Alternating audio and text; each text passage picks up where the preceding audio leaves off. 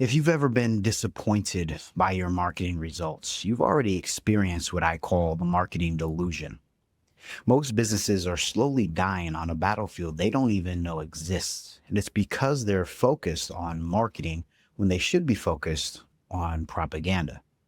This idea that you can simply market your business more to get better results will always leave you with an incomplete marketing strategy that is fundamentally in conflict with human psychology. When most people hear that word propaganda, they think of political misinformation, wartime public influence, and mental manipulation. The reality of propaganda is far less sinister and far more powerful than you've been led to believe.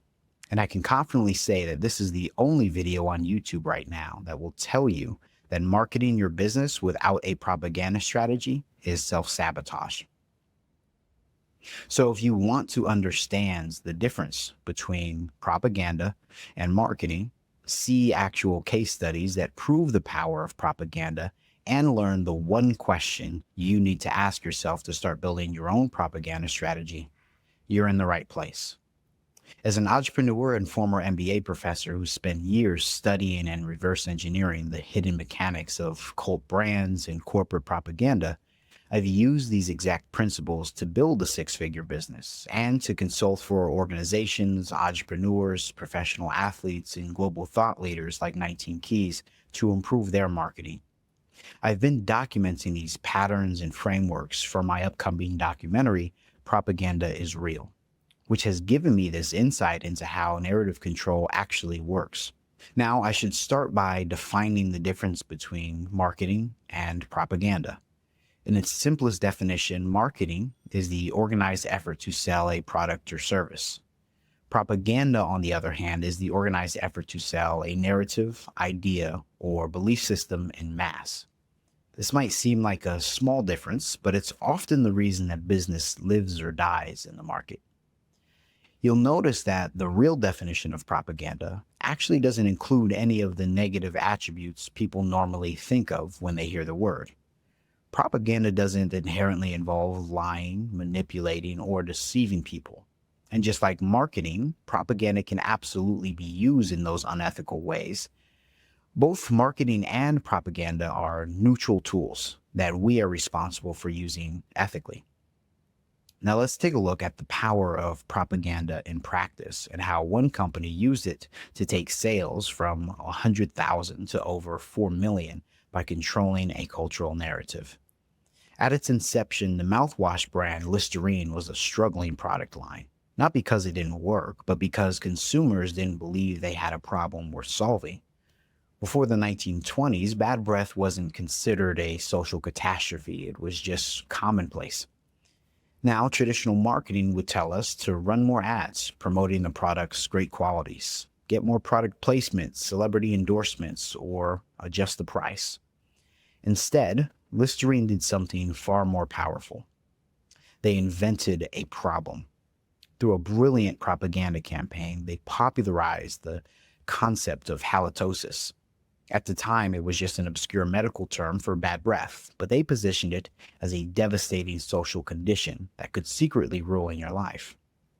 Their ads would feature forlorn young men and women, eager for marriage but rejected because of their breath.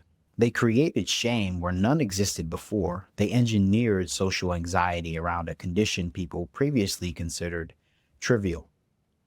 As the advertising scholar James B. Twitchell noted, Listerine did not make mouthwash as much as it made halitosis. This propaganda campaign was what took the company from annual sales of about 100,000 in 1921 to 4 million by 1927. In today's money, that would be roughly equivalent to going from 1.3 million to 57.5. That's the power of propaganda.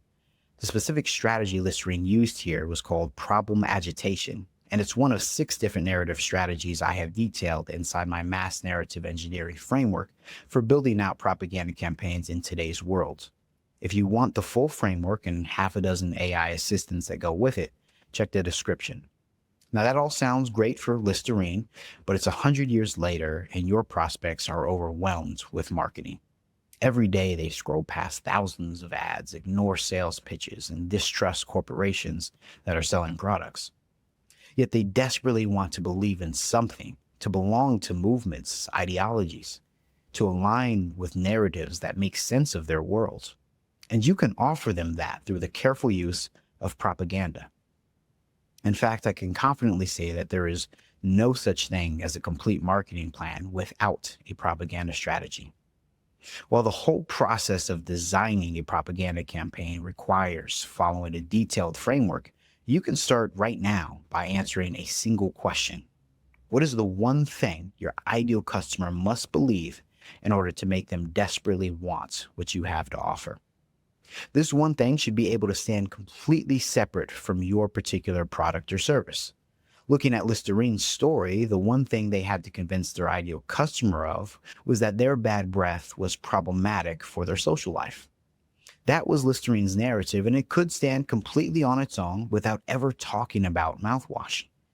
When your propaganda narrative can stand on its own without your product, service, or brand name, customers lower their guard because they no longer feel like they're being directly sold to. Now, just because your narrative needs to be able to stand on its own doesn't mean that it actually will in practice. Most of Listerine's ads very clearly tied the problem of halitosis and their solution of mouthwash together. Even this video is a form of my own propaganda. My narrative is that propaganda is a viable and necessary business strategy. So even though I offer propaganda as a service, my narrative in this video could stand alone and still do its job of propagating my narrative. At this point, you understand the fundamental difference between marketing and propaganda. You've seen it applied in a real business, and you have the one question you need to answer to finally fix your haphazard approach to marketing. But this is just scratching the surface of how propaganda shapes our modern world and how you can ethically apply these principles to your business.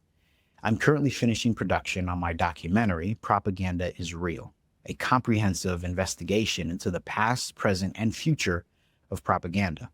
If you want to be added to the premiere list, head to propagandaisreal.com and you'll be among the first to see the film that will fundamentally change how you think about influence, marketing, and business growth.